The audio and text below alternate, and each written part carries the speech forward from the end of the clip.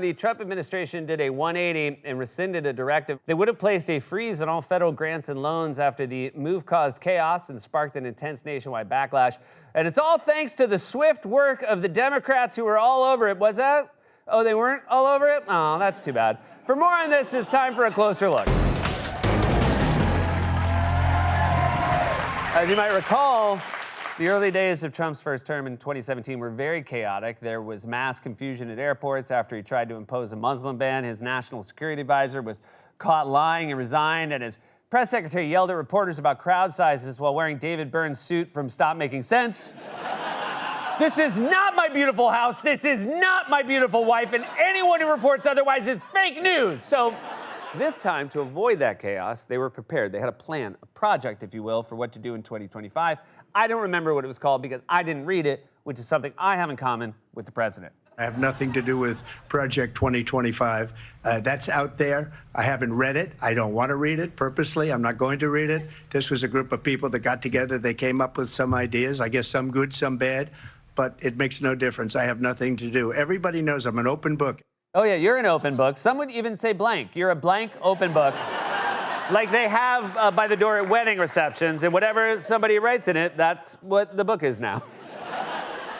This reminds me of that time I forgot I'd said yes to a couple's book club and had to pretend I read the book, and I was like, oh, A Court of Thorns and Roses. I love the roses, not so much the thorns. Then everyone started talking about the book, and it turns out it's horny as hell.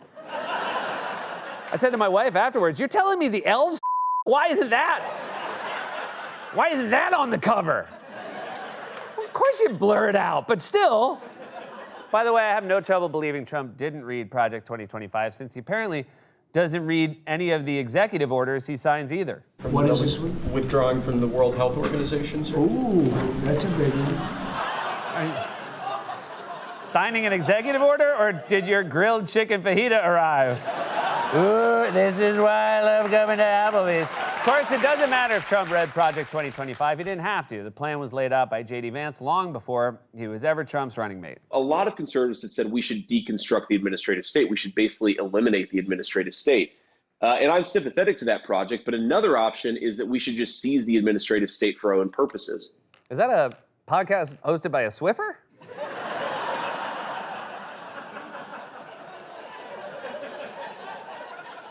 By the way, if you're ever wondering if a plan is evil, the word seize is a dead giveaway. You'll never hear a politician say we should seize some tax dollars to give kids free school lunches, but I interrupted you, JD. You were plotting? I think that what Trump should do, like if I was giving him one piece of advice, fire every single mid-level bureaucrat, every civil servant in the administrative state, replace them with our people. It's a real sign of the time that all the nefarious schemes of people in power are now announced on podcasts. Welcome back to Hour 3 of The Man Zone. On the show today, we're going to discuss if you can increase your sperm count by exposing your testicles to dry ice. We're going to try it on Dave's pit bull. But first, the Vice President of the United States is here to explain how he's going to seize the power of the administrative state. It's man time. Yeah!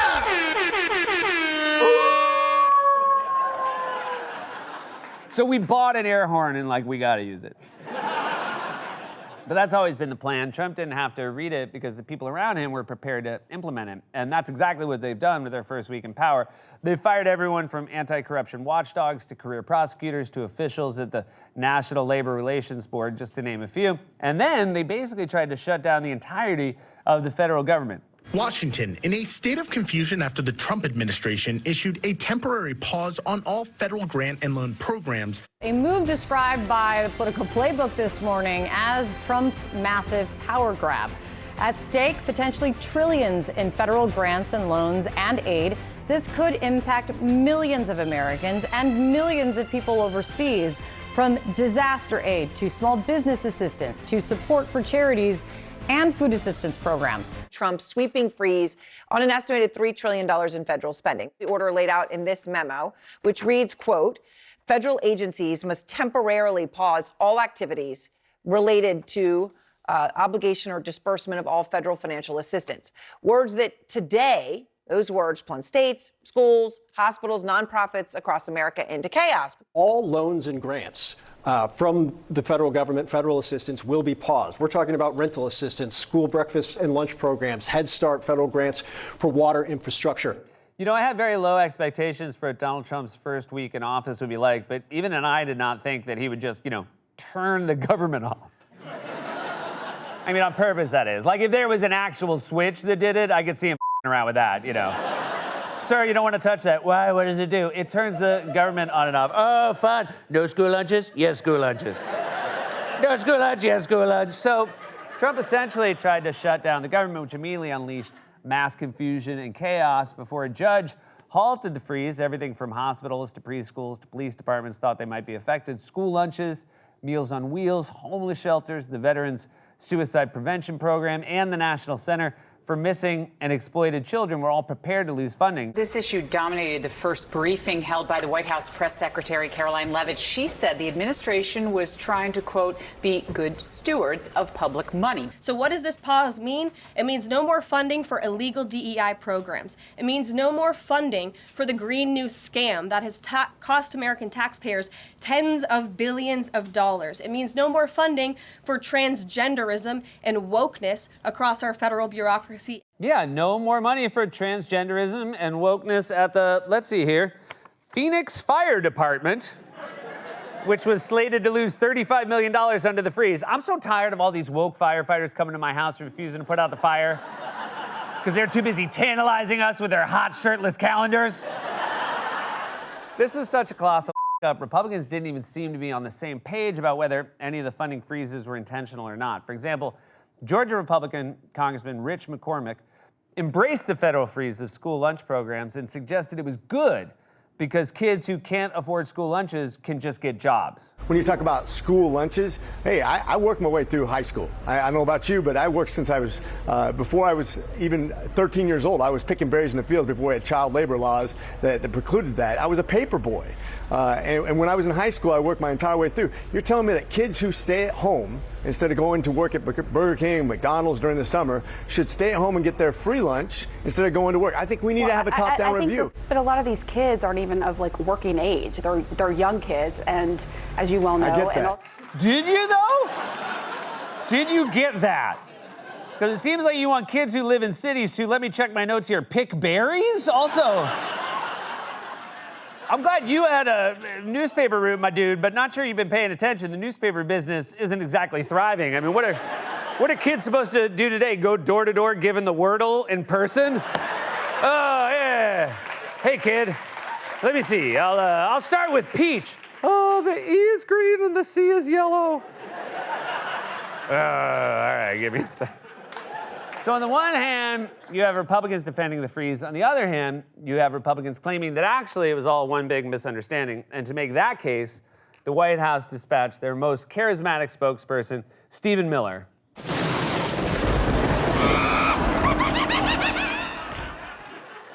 As you can see from this clip, Miller settled all the confusion and put everyone at ease. There's 2 million employees in the federal government.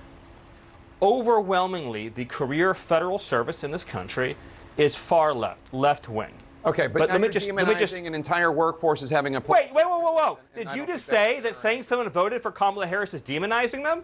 No. So according your suggestion is that there's a bias. No. But you used the word demonizing. You just said that I'm demonizing somebody by saying they voted for Kamala Harris. Let's get back on track. But I am on track. Does anyone believe that an unaccountable career tenured bureaucrat should be able to approve vast sums of money for the projects that they personally agree with that no accountable employee in the federal government has reviewed? I'm literally asking about Meals on Wheels. I mean, you know. We are, but Jake, yes, Jake, you do know what I'm talking about. You do know what I'm talking about, Jake. You do know, and you're getting very sleepy. No, I'm not feeling sleepy at all. Yes, you are, Jake. You're feeling sleepy. And listening carefully to my words. You are a chicken. I'm not a chicken. You are a chicken, Jake, and you will cluck like a chicken. No, I will. Yes, you will, Jake. You will cluck like a chicken and you will lay an egg because the price of eggs is very high. And this is our one and only plan to bring the price down.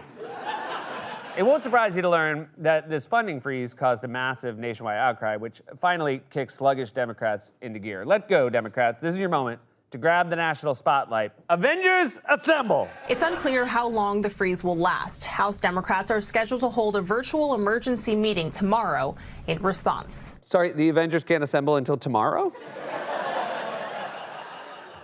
Nothing says this is an emergency like we'll get to it tomorrow.